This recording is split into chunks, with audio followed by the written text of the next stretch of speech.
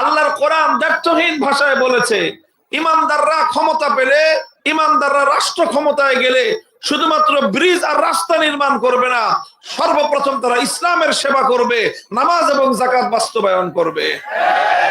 এর দ্বারা বোঝা গেল যে আল কোরআনের রাজনৈতিক দর্শন অনুযায়ী রাষ্ট্রের সঙ্গে ধর্মের সম্পর্ক, ইসলামের সম্পর্ক অবিচ্ছিন্ন। কশ্চিনকালেও ইসলাম থেকে রাষ্ট্রকে, রাষ্ট্র থেকে ইসলামকে বিচ্ছিন্ন করা যায় না। যেহেতু যায় না, এজন্যই আমরা বলি, যারা কোরআনকে বিশ্বাস করে, যারা ইসলামকে বিশ্বাস করে, যারা নিজেদেরকে সত্যিকার মুসলমান বলে পরিচয় দিবে, তারা কশ্চিনকালেও আর কিছু হলেও ধর্মনিরপেক্ষ মতবাদের অনুসারী হতে পারে না। ধর্মনিরপেক্ষ মতবাদটা এমন একটা রাজনৈতিক মতবাদ যে একজন হিন্দু সে ধর্মনিরপেক্ষ হতে পারে, একজন বৌদ্ধ ধর্মনিরপেক্ষ হতে পারে, একজন খ্রিস্টান ধর্মনিরপেক্ষ মতবাদের অনুসারী হতে পারে, কিন্তু একজন মুসলমান কোনোদিন ধর্মনিরপেক্ষ মতবাদকে মনে প্রাণে গ্রহণ করতে পারে না। প্রশ্ন করতে পারেন যে হিন্দু বৌদ্ধ খ্রিস্টান পারলে মুসলমান কেন ধর্মনিরপেক্ষ হতে পারবে না? হিন্দু বৌদ্ধরা যদি সেকুলার হতে পারে, মুসলমান কেন সেকুলার হতে পারবে না?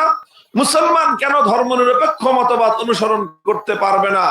এটা যদি কেউ প্রশ্ন করেন, তাহলে সেই প্রশ্নের জবাব বুঝেন যে দেখেন, ধর্মনিরপেক্ষ মতবাদ, সেকুলারিজম, এটা কি জিনিস এটা সংক্ষেপে একটু বুঝেন। এক কথা আমি বলি 1 মিনিটে। সেকুলারিজমের অনেক লম্বা চওড়া ব্যাখ্যা আছে, তবে সব কথার শেষ কথা হলো, সেকুলারিজম অথবা ধর্মনিরপেক্ষ মতবাদের মূল কথা হলো যে এটা এমন একটা মতবাদকে বলা হয় যেই মতবাদের মূল কথা হলো রাষ্ট্রের সাথে ধর্মের কোনো সম্পর্ক থাকতে পারবে না, রাষ্ট্রের সাথে কোনো ধর্মের সম্পর্কই থাকতে পারবে না। এটাই হলো সেকুলারিজমের সার কথা, যে রাষ্ট্রের সাথে ইসলাম ধর্মের সম্পর্ক থাকবে না, হিন্দু ধর্মের সম্পর্ক থাকবে না, বৌদ্ধ ধর্মের সম্পর্ক থাকবে না, খ্রিস্টান ধর্মের সম্পর্ক থাকবে না, কোন ধর্মের সাথে রাষ্ট্রের সম্পর্ক থাকতে পারবে না। ধর্ম হলো যার যার ব্যক্তিগত বিষয়। ধর্ম কি? এটা হলো সেকুলারিজমের কথা বলতেছি। ধর্ম যার যার ব্যক্তিগত বিষয়, প্রত্যেক ব্যক্তি যার যার ব্যক্তিগতভাবে ধর্ম পালন করবে, রাষ্ট্রের সাথে ধর্মের কোনো সম্পর্ক থাকতে পারবে না। এটাই হলো ধর্মনিরপেক্ষ মতবাদের মূল কথা। আচ্ছা, এখন এটা যদি ধর্মনিরপেক্ষ মতবাদের মূল কথা হয়, তাহলে একজন হিন্দু ব্যক্তি এই মতবাদকে গ্রহণ করতে কোনো সমস্যা নাই তার ধর্মের দৃষ্টিকোণ থেকে। একজন খ্রিস্টান অথবা একজন বৌদ্ধ এই মতবাদকে গ্রহণ করলে তার ধর্মীয় দৃষ্টিকোণ থেকে কোনো সমস্যা নাই। কেন নাই? কেন সমস্যাটা নাই? সমস্যা এই জন্য নাই যে হিন্দু ধর্ম তার ধর্মাবলম্বীকে এই কথা বলে না যে তোমার রাষ্ট্রটাকে হিন্দু ধর্ম অনুযায়ী চালাতে হবে। এরকম কোন নির্দেশ হিন্দু ধর্মের মধ্যে নাই। এমন কোন নির্দেশ বৌদ্ধ ধর্মের মধ্যেও নাই যে রাষ্ট্রকে ধর্ম অনুযায়ী চালাতে হবে। খ্রিস্টান ধর্মের মধ্যে এমন কোনো কথা নাই যে রাষ্ট্রকে ধর্ম অনুযায়ী চালাতে হবে। সুতরাং একজন মানুষ যদি একই সময়ে হিন্দু ধর্ম পালন করে আবার ধর্মনিরপেক্ষ মতবাদ অনুসরণ করে, তার কোনো সমস্যা হবে না। কেন হবে না? কারণ সে ধর্মনিরপেক্ষ মতবাদ অনুযায়ী রাষ্ট্রকে ধর্ম থেকে আলাদা রাখবে। এতে তার হিন্দু ধর্মের কোনো সমস্যা নাই, কারণ ধর্ম তো তাকে কথা বলে নাই যে রাষ্ট্রটাকে ধর্ম অনুযায়ী চালাতে হবে। একই কথা বৌদ্ধ ধর্মের ক্ষেত্রেও, সে ধর্মনিরপেক্ষ মতবাদ অনুসরণ করলে রাষ্ট্রকে ধর্ম থেকে আলাদা রাখবে, আর এতে তার ধর্মের কোনো ক্ষতি হবে না, কারণ ধর্ম তো তাকে কথা বলে নাই যে রাষ্ট্রকে ধর্ম অনুযায়ী চালাও। একই কথা খ্রিস্টানের ব্যাপারেও, সে যদি ধর্মনিরপেক্ষ মতবাদ অনুসরণ করে, সে রাষ্ট্রকে ধর্ম থেকে আলাদা রাখলেই সে সেকুলার হয়ে গেল, ধর্মনিরপেক্ষ হয়ে গেল। এতে তার ধর্ম খ্রিস্ট ধর্মের কোনো সমস্যা নাই, কারণ খ্রিস্ট ধর্ম তাকে তো এই কথা বলে নাই যে তোমার রাষ্ট্রকে ধর্ম অনুযায়ী চালাতে হবে।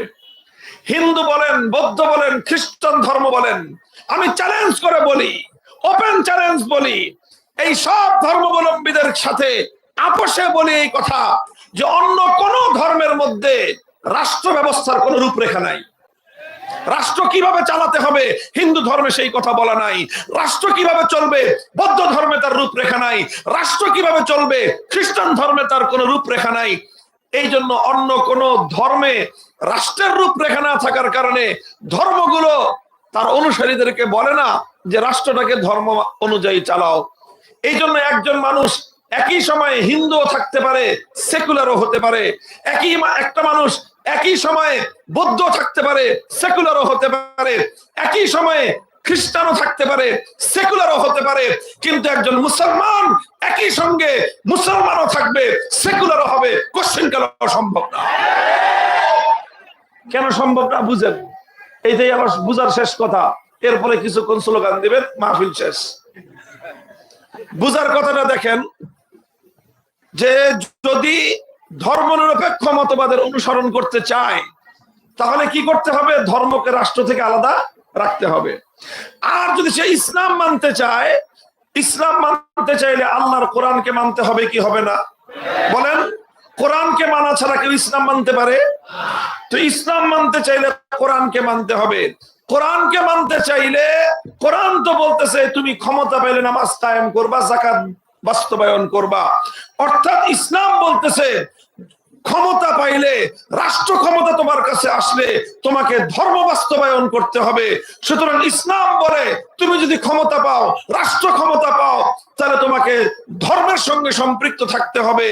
কোরআন বলতেছে রাষ্ট্র ব্যবস্থা কোশ্চিন কাল ধর্মের বাইরে যেতে পারে না। তাহলে ধর্মনিরপেক্ষ মতবাদ বলতেছে রাষ্ট্রের সাথে ধর্মের সম্পর্ক চলবে না। ইসলাম বলতেছে রাষ্ট্র ক্ষমতা ধর্মের বাইরে যেতে পারবে না। এখন একজন মানুষ এই দুটো কথা একসাথে মানতে পারবে? যে তুমি একসাথে এক সময়ে রাষ্ট্রকে ধর্ম থেকে আলাদাও রাখবা, আবার রাষ্ট্রকে ধর্মের আন্ডারে চালাবা, এই দুটো বিধান একসাথে পালন করা সম্ভব? বলেন সম্ভব? কি করতে হবে? যে কোনো একটাকে মানতে হবে, আর একটাকে ছাড়তে হবে। যদি সে বলে যে আমি ধর্মনিরপেক্ষ মতবাদ মানবো, তাকে ইসলাম ছাড়তে হবে। আর যদি বলে আমি ইসলাম মানবো, তাকে ধর্মনিরপেক্ষ মতবাদ ছাড়তে হবে। ইসলাম যদি মানে তার রাষ্ট্রকে ধর্ম অনুযায়ী চালাতে হবে। ধর্মনিরপেক্ষ মতবাদ যদি মানে তাহলে রাষ্ট্রকে ধর্ম থেকে আলাদা করতে হবে। এই দুই নৌকা দুই দিকে চলে গেছে। এই দুই নৌকায় কোনোদিন কোনো মানুষ একসঙ্গে দুই পা রাখতে পারে না। মুহতারাম হাজিরিন, এই জন্য বলি পরিষ্কার, হিন্দু বৌদ্ধ খ্রিস্টান সহ পৃথিবীর অন্যান্য সকল ধর্মাবলম্বীরা চাইলে সেকুলার হতে পারে, ধর্মনিরপেক্ষ মতবাদ অনুসরণ করতে পারে, কিন্তু ইসলাম একটা কমপ্লিট কোড অফ লাইফ, মানুষের পূর্ণাঙ্গ জীবন ব্যবস্থা হওয়ার কারণে একজন মানুষ কোশ্চিন কাল ইসলাম অনুসরণ করলে ধর্মনিরপেক্ষ মতবাদ অনুসরণ করতে পারে না। এখন কেউ প্রশ্ন করতে পারেন, হুজুর আপনি বলতেছেন পারে না, অথচ আওয়ামী লীগ তো পারছে।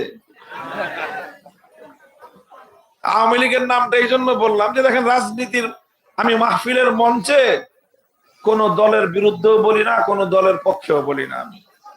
আমি রাজনীতির কথা বলি, কিন্তু দলীয় রাজনীতির কথা বলি না। এটা খুব ভালো করে বুঝে রেখেন। ওলামায়ে কেরাম যারা আছেন, যারা আমাকে অনুসরণ করার চেষ্টা করেন বা ফলো করেন, তারা খেয়াল রাখবেন, রাজনীতির কথা বলি কিন্তু কি বলি না?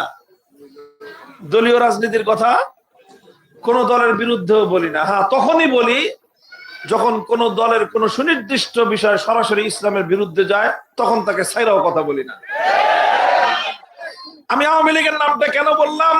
কারণ বাংলাদেশে ঘোষণা দিয়ে সর্বপ্রথম এই ধর্মনিরপেক্ষ মতবাদ নামক কুফরি মতবাদ বাংলাদেশে আমদানি করেছে, মার্কেটিং করেছে, প্রতিষ্ঠিত করেছে আওয়ামী লীগ। এই জন্য তাদের নামটা বললাম। আর যেইভাবে বিএনপির রাজনীতি চলতেছে, বিএনপির এক শ্রেণীর নেতারা যা শুরু করছে, আগামী দিনে মনে হচ্ছে তারাও এই রাজনৈতিক দর্শনের ক্ষেত্রে তাদের প্রতিষ্ঠাতা এবং তাদের পূর্বসূরীদের যে আদর্শ, সেই আদর্শ ছেড়ে দিয়ে তারাও সেদিকে ধাবিত হচ্ছে। আমাদের পরামর্শ হলো এই অপকর্ম আপনারা শুরু করেন না। এই অপকর্ম যদি শুরু করেন, আমাদের মুখ বন্ধ থাকবে না। পরিষ্কার কথা।